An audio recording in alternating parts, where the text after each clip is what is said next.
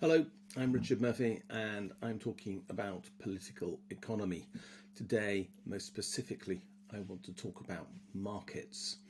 It's been suggested to me that my support for markets is inappropriate because all markets do apparently exploit. I don't agree. That's like saying that all football matches are like the Eton Wall game, a thuggish, brutal game without rules where the only objective is the accumulation of the maximum number of points at whatever the cost to the opposing side, and without apparently any rules being imposed upon the way in which this is achieved. That's not how markets work.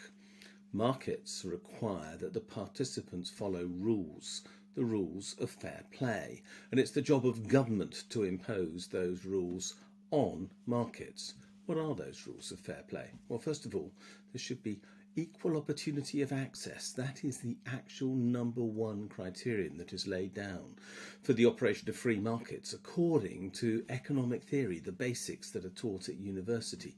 Now, we all know that it's unlikely that that's going to be achieved, well, at least perfectly, but we can try to aspire to it. And the second rule is that everybody knows what everybody else in the marketplace is doing, and that requires transparency.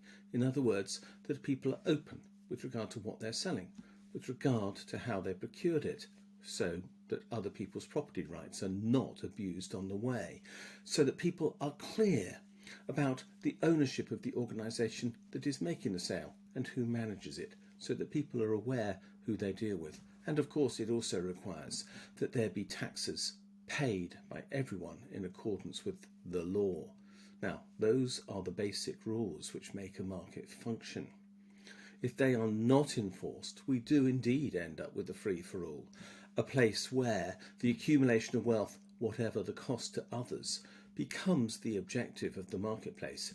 But that is not what economic theory teaches that markets should be about, and it's not what I'm talking about when I say I support markets.